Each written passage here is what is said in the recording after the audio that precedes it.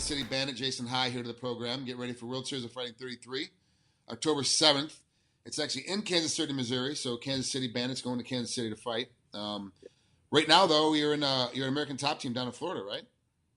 Yep, I'm in Florida right now, sunny South Florida. It hasn't been that sunny, actually. It's been raining a lot. A lot of rain.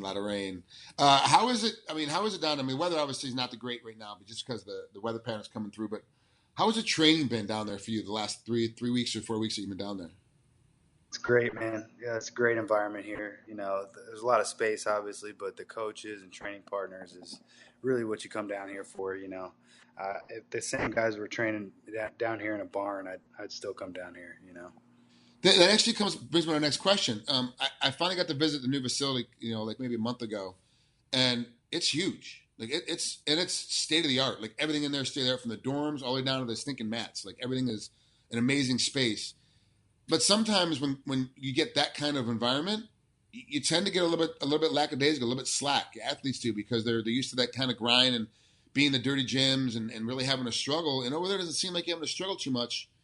Do you feel like when you're in there that the practices are tougher because you're in a newer place? Well, I feel like I always wonder if I lived down here, whether I would take it for granted. Being able to only come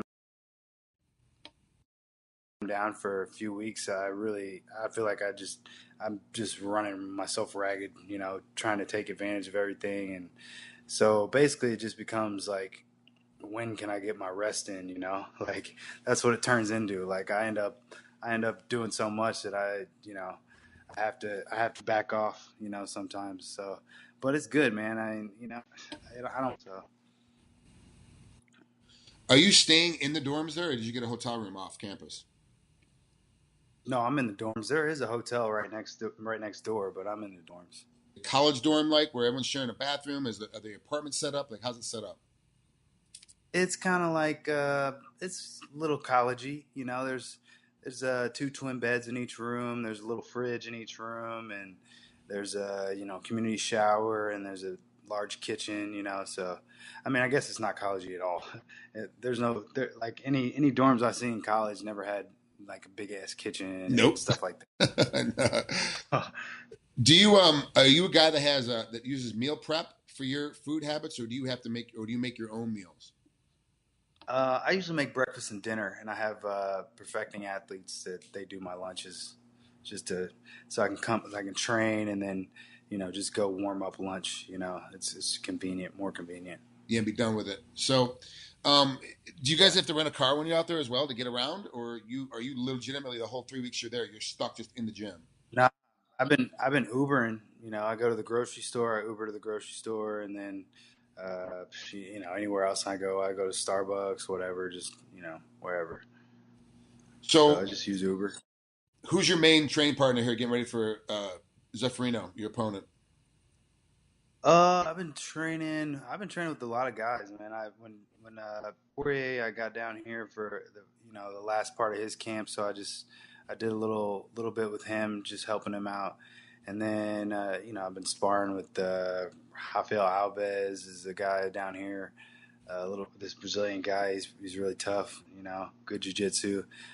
Did some rounds with Rashid Magomedov yesterday. So I'm great training partners, man. I mean, that's like I said, you just can't beat it. It's one of the best collections of guys, that I've ever been around. So. How's your weight being on the road like this? Sometimes it's tough to keep your weight under control, and guys tend to get a little bit lighter because all they do is train, especially in the dorms. All you do is end up training all the time and not getting enough food.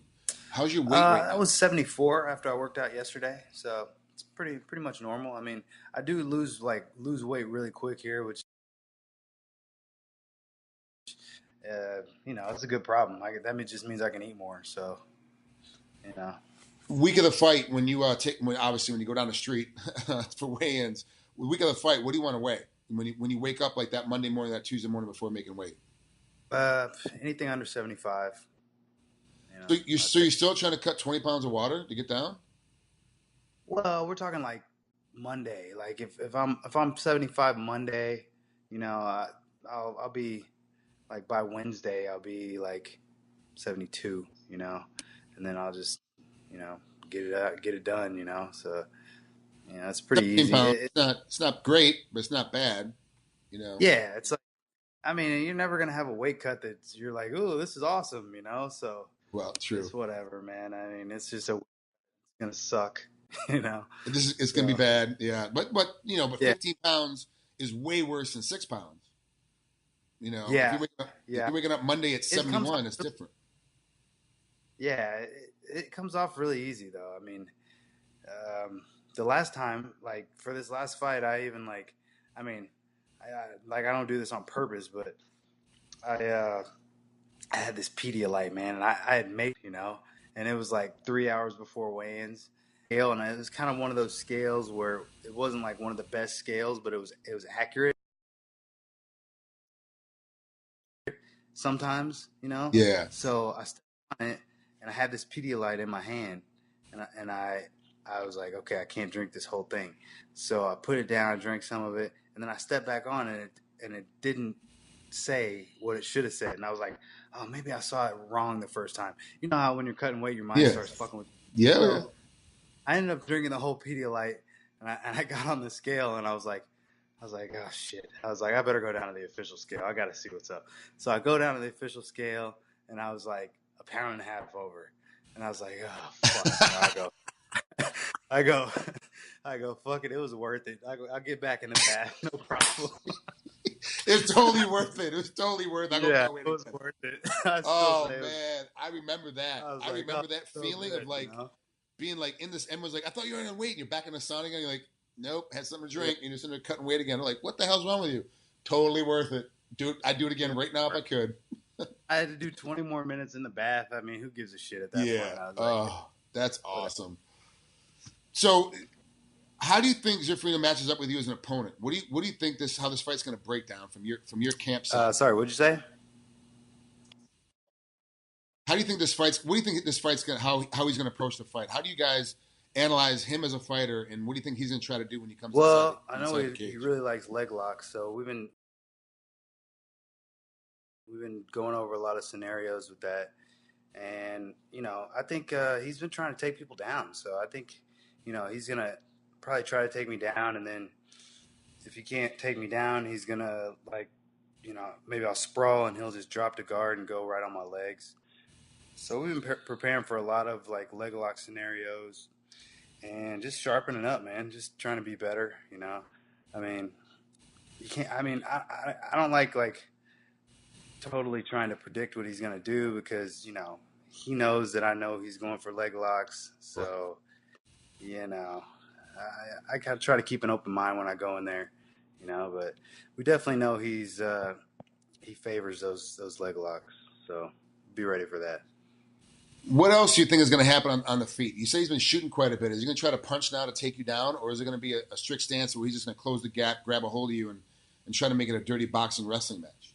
Yeah, I think he'd trying to time me more, trying to time me coming in and then dropping under me.